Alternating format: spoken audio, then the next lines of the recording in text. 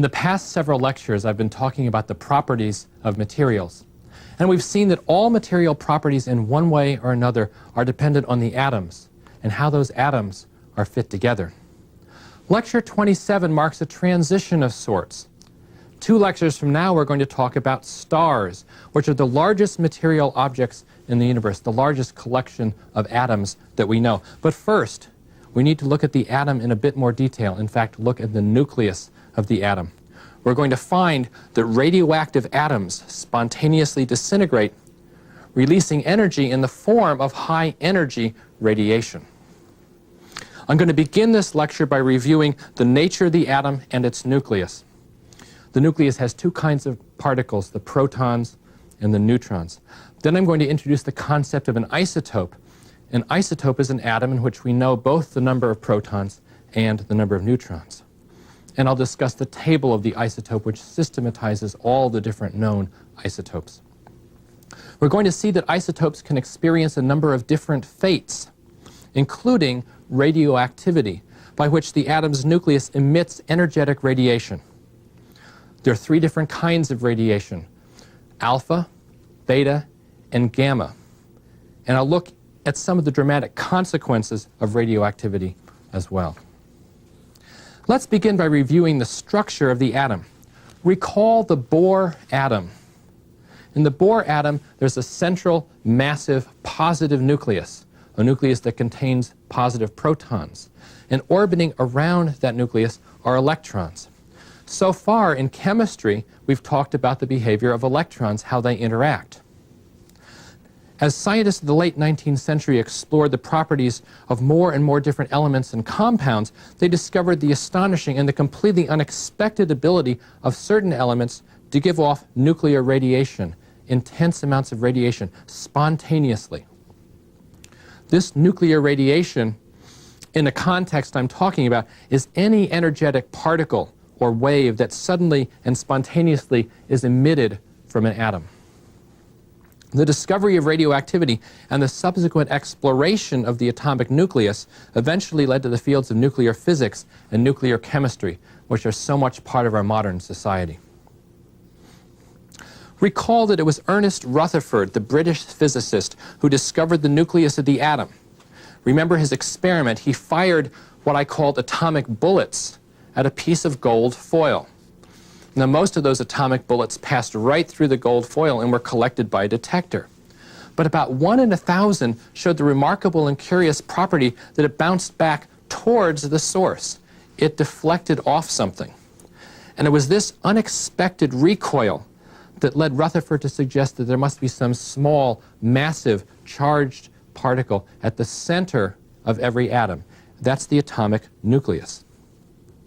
So in this lecture, we're going to review some of the properties of the nucleus, and I think it best to begin by looking at the cast of players. First, we have the protons. Protons are positively charged particles. They have a mass about 1,836 times the mass of the electron. So when you pick up any object, the electrons are negligible compared to the protons. Protons are probably represent 99.99% of the mass of most of these objects. The number of protons in an atom then is the atomic number. And the atom's position in the periodic table is reflected by that number of protons. Hydrogen, element 1, has 1 proton. Gold, element 79, has 79 protons. And indeed, the names we give to elements are merely a convenient shorthand for the number of protons that the atom contains. Single isolated protons are also called hydrogen ions. Now that may seem surprising, but remember what the hydrogen atom is. The hydrogen atom is a proton with 1 electron surrounding it. If you strip away the electron, all you have left is a proton. So these hydrogen ions, H+, are simply protons. Isolated protons are stable. They're stable particles in many of our everyday experiences. Remember, we talked about acids. An acid is merely water that contains an excess of protons floating around in the material, and that gives the material its acidic quality. it was relatively easy to discover the mass and the other properties of electrons and of protons because they're electrically charged particles.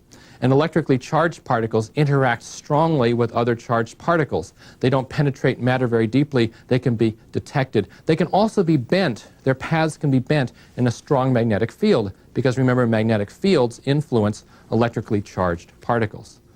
So electrons and protons were easy to study. But it was curious because it was found out that atoms typically have a mass that's more than twice the mass of the electrons plus the protons.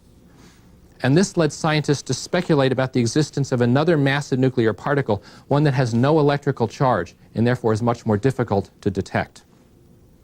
In fact, it wasn't until 1932 that British physicist James Chadwick discovered the neutron. He conducted experiments very similar to those of Rutherford. In Chadwick's case, he fired his atomic bullets at the element beryllium, not gold. And the resulting collisions produced a new kind of particle that was just as massive as the proton, but it penetrated through several inches of lead. Now, if you can take a particle and penetrate several inches of lead, it implies, first of all, that the particle is moving very fast, and second of all, that the particle is electrically neutral. It has neither a positive nor a negative charge. So Chadwick found that the neutron is indeed electrically neutral, and he also found that its mass is slightly greater than that of the proton. It turns out that isolated neutrons are not stable. They spontaneously transform into a proton plus an electron. So you have a positive and a negative charge balancing each other. A neutron then becomes two new particles. If you have a collection of neutrons, about half of them will transform to a proton plus an electron every 11.5 minutes. That's called the neutron's half-life. While the number of protons for any given element is fixed, the number of protons defines what the element is, the number of neutrons can vary. So, for example, carbon is element 6. Carbon always has 6 protons, but it can have 6 neutrons, it can have 7 neutrons, in some cases it has 8 neutrons. Hydrogen is another case, and this is a special case because in hydrogen, these different numbers of neutrons give the hydrogen atoms different names. This is the only case where that's true. Hydrogen is typically a single proton with no neutrons. And then you have deuterium, which is 1 proton and 1 neutron, and you have tritium, which is 1 proton and 2 neutrons, essentially hydrogen with 3 nuclear particles. What we find is that the heavier elements typically have far more neutrons than protons. And this is partly, you can think of this as a kind of spacer. The neutrons help to spread out the positive charges of the various protons, so you don't have as much electrostatic repulsion. Well, now that we've reviewed this cast of characters, the protons and the neutrons, let's think in a little more detail about how we name atoms. First of all, think about the periodic table. If you know the number of protons, you can name the element. As I've said, any element with 6 protons is going to be carbon. Any element with 89 will have a different name, or 73, or 24. The number of protons defines the element on the periodic table. Now, if we know the number of protons and the number of electrons, you can name the ion. Remember, the ion is a charged particle. So if the number of protons and electrons are equal, you have a neutral atom. If you have more electrons than protons, you have a negative ion. If you have more protons than electrons, you have a positive ion. And now we come to the neutrons. If we know both the number of protons and neutrons, we can name the isotope.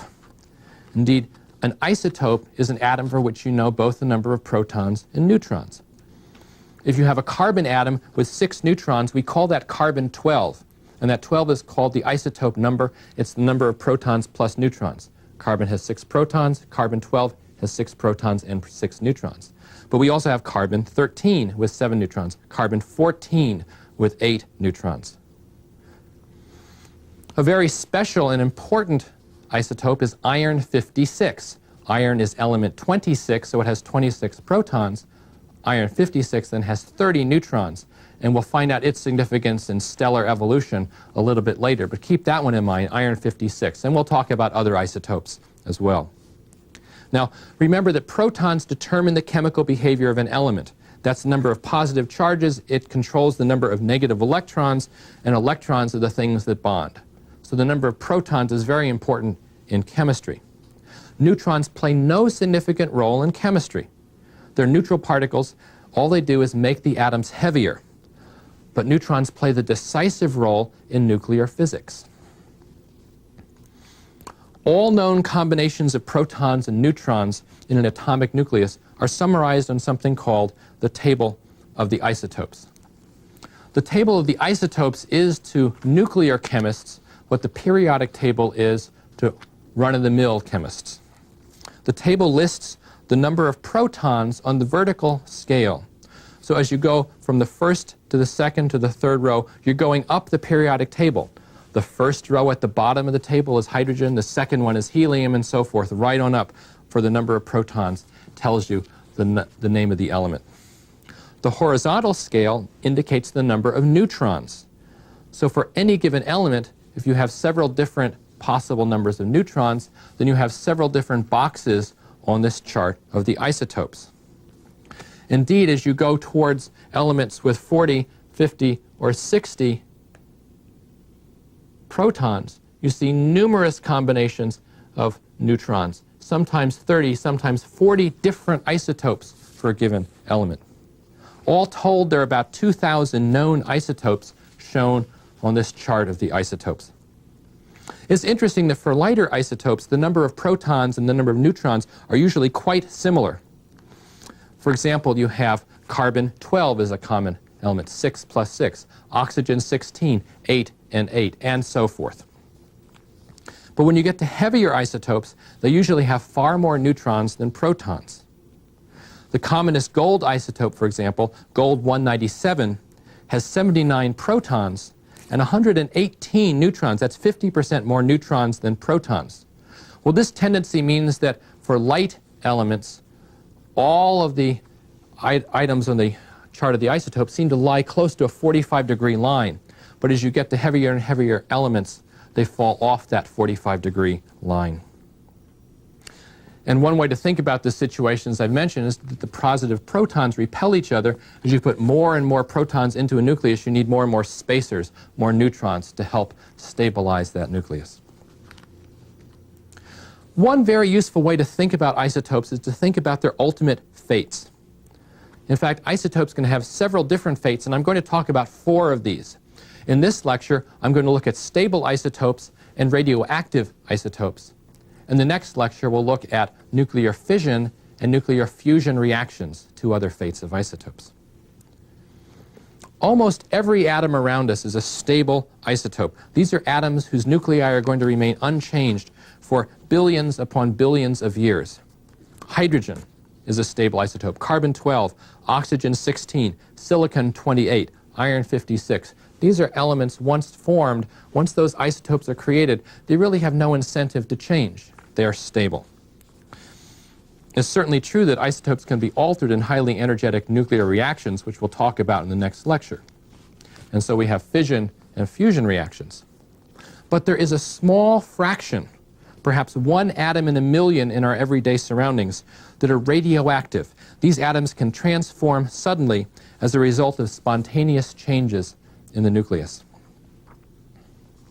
Indeed, radioactivity is defined as the ability of some nuclei to change spontaneously, emitting high-energy radiation. The surprising phenomena of radioactivity was discovered quite by accident by the French chemist Antoine-Henri Becquerel, who lived from 1852 to 1908. He was one of the many chemists who analyzed rare minerals in the search for new elements.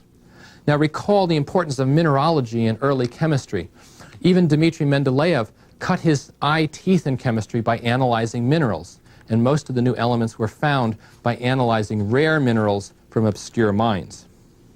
Well, Becquerel focused on ores of uranium from mines in Saxony and Bohemia, where many exotic minerals came.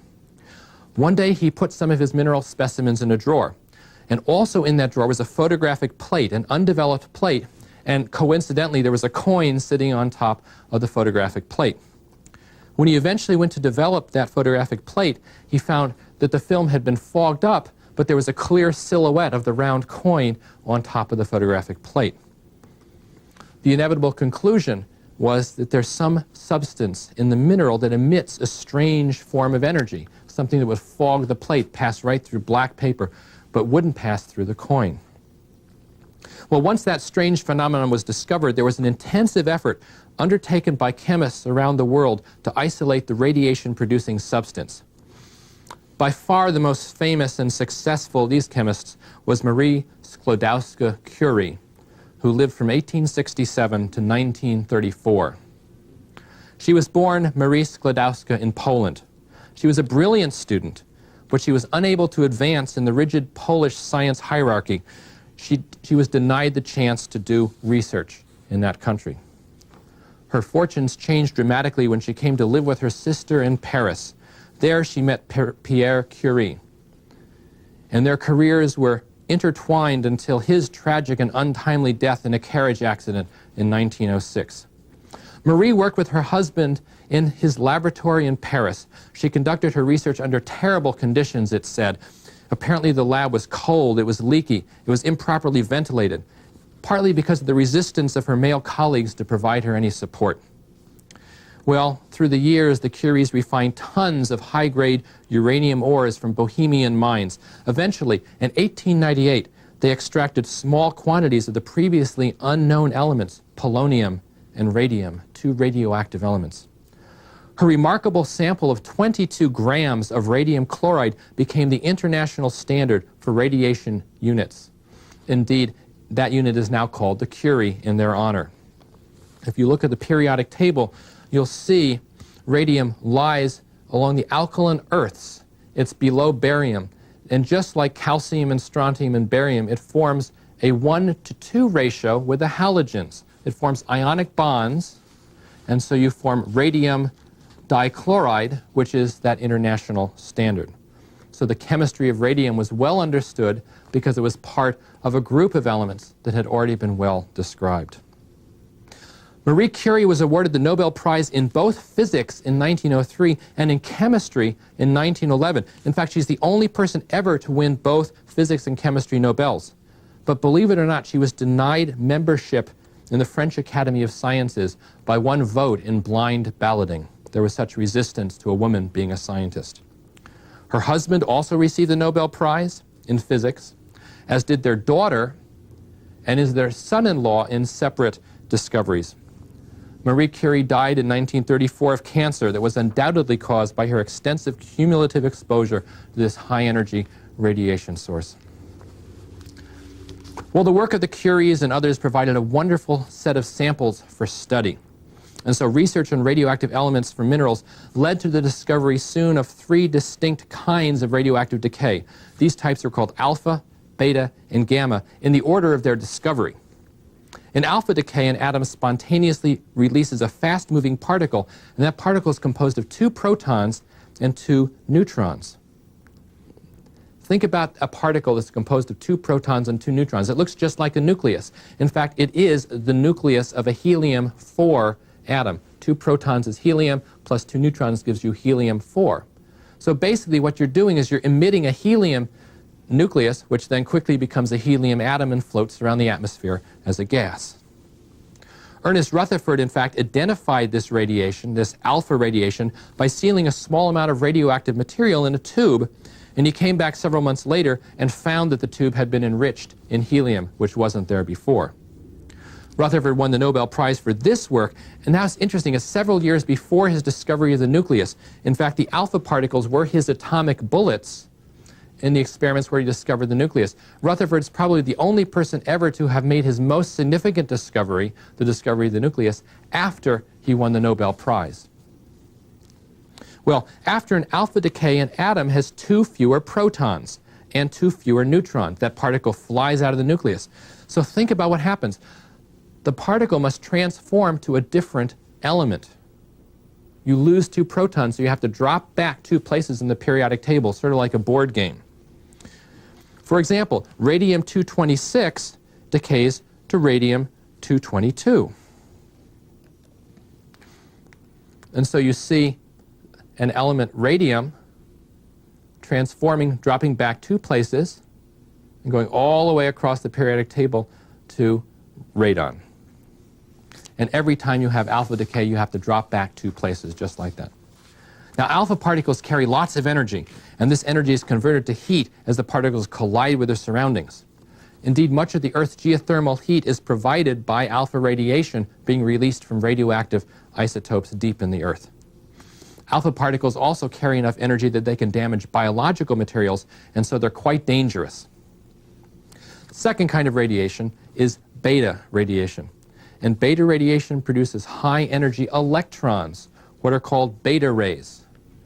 So this is a much lighter kind of radioactive particle. In this curious process, a neutron spontaneously changes to a proton plus this high, fast-moving electron that speeds away from the atom. Now, think about this. Isolated neutrons, remember we said they're radioactive? A neutron changes to a proton plus an electron. So basically, beta decay is just what happens to an isolated neutron. When this decay process was first studied, researchers found that the energies of the decay products didn't quite add up. And this led to another important discovery. In other words, the total mass of the proton and the electron afterwards, compared to the neutron and the energy released, just wasn't quite enough to make up for Einstein's equation, energy equals mass times the speed of light squared. There had to be another source of energy. There had to be another particle. And this was how the neutrino was discovered.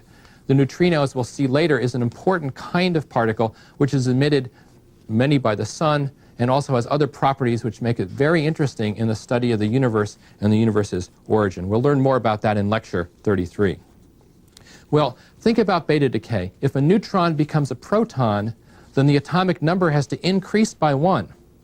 And so once again, we move around on the periodic table. For example, one very common kind of beta decay is carbon-14, which undergoes beta decay to nitrogen. And so you go from element 6 with 6 protons to element 7 with 7 protons. Carbon becomes a nitrogen in a magical transformation. Now finally, the third kind of radiation. Some isotopes undergo gamma decay. They spontaneously emit a high-energy electromagnetic radiation. Recall the electromagnetic spectrum. They're all different wavelengths of electromagnetic waves. And the highest energy waves we called gamma radiation. That's because nuclear processes are so energetic. In this particular case, the electromagnetic radiation is emitted as a result of an excited state of a proton. Now we have to go back. Let's think about how electromagnetic radiation was produced by electrons. In the Bohr atom, you had an electron in a ground state. If you excited that electron to an excited state and it dropped back down, you emitted a photon, typically of visible light, which is why many materials in our everyday world are colored. The energies of the nucleus are so much higher that when a proton is in its ground state, moves into an excited state, and then drops back down to the ground state, the energy of electromagnetic radiation that's released is much higher, and that's the gamma radiation. Remember, the gamma radiation, since it's just the emission of a photon, doesn't change the isotope at all. The number of protons is the same, the number of neutrons is the same, but still gamma radiation is high intensity, very potentially damaging radiation. So to summarize the 3 kinds of radioactivity, we have alpha radiation, the emission of an alpha particle, 2 protons and 2 neutrons, and the element drops down 2 places in the periodic table. You have beta radiation, a transfer of a neutron into a proton plus an electron, so you bounce up 1 place in the periodic table. And then finally, gamma radiation, the emission of a photon. All 3 kinds of radiation have penetrating power. They have energy, and they can transfer energy, for example, to biological systems. The alpha particle is a big, massive particle. It's like slugging something with a big fist. It's like and it doesn't penetrate very far as a result. The beta radiation, that electron can penetrate farther, it can go deeper into your tissues before it stops. And the gamma ray often passes right through your body because it's so small and energetic. But all 3 can do damage if the energy is absorbed by your body. Well, now that we've reviewed these 3 kinds of radioactive decay, I want to tell you about 2 fascinating and very important characteristics of radioactivity called the half-life and decay chains. First, I want to talk about half-life. That's a measure of how rapidly a collection of radioactive atoms decay. If you take a closer look at the table of the isotopes, you'll see with the protons in the vertical scale and the neutrons in the horizontal scale that every isotope is either stable or radioactive.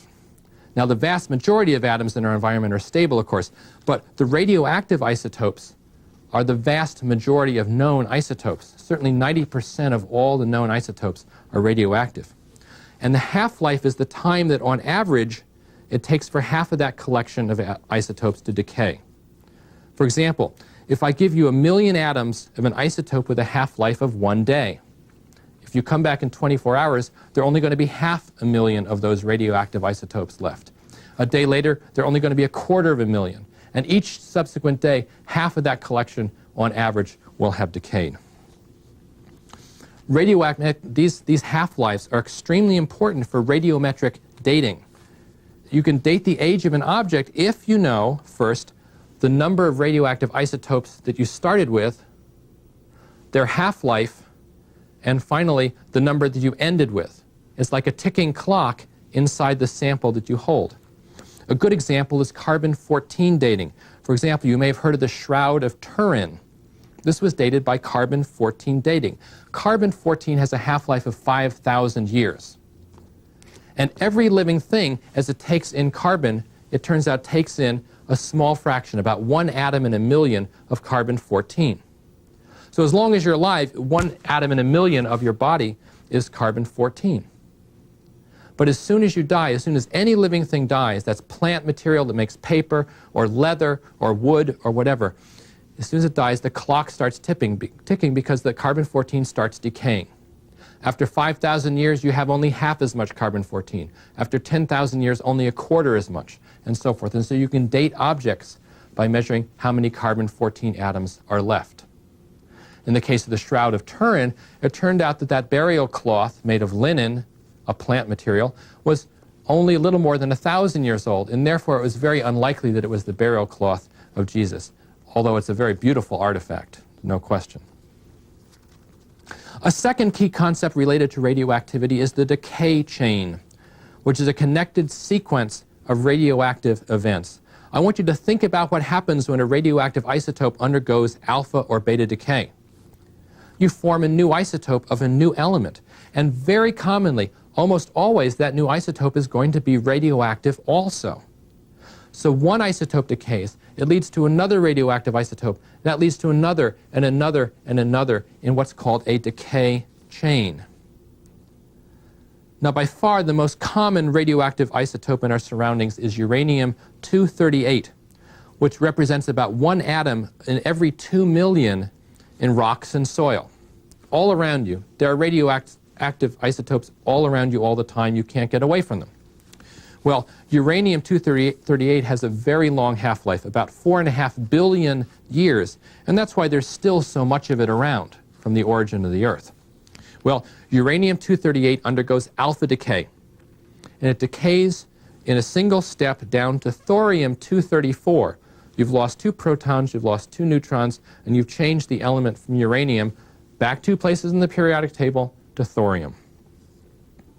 The half-life of thorium-234 is just 24 days, and it decays by beta decay up to proactinium with a half-life of just about 7 hours, and then back up to uranium-234.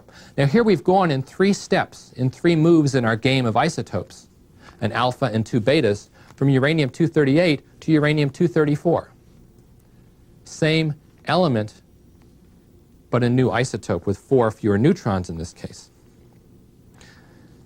After 3 more alpha decays, we come to radon-222, and something very new happens.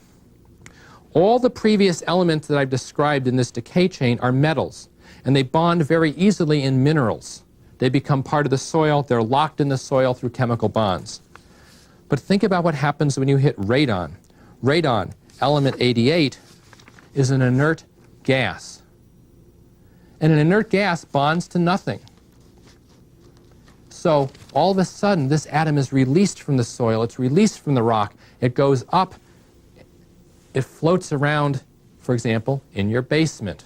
And if your basement is well insulated, if it's well sealed, radon concentrations can build up.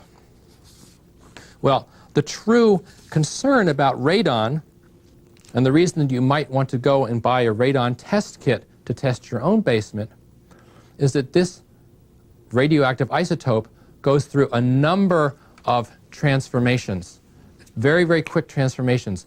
In a few minutes, it transforms to another isotope, and then another one, and another one, and another one, through a cascade of 8 radioactive events, each one of which adds radioactivity to your home's environment. This is why radon is such a concern. In this lecture, we've seen that neutrons add great variety and great interest to the world of the atom. The neutron defines the isotope, of which there are more than 2,000 listed in the table of the isotopes. Many of these isotopes are radioactive, and they undergo spontaneous changes that emit alpha radiation, beta radiation, and gamma radiation. Even so, the energy released during radioactive decay is far less than the energy available in the nucleus, the energy that's released by nuclear fission and fusion reactions, which we'll discuss in the next lecture.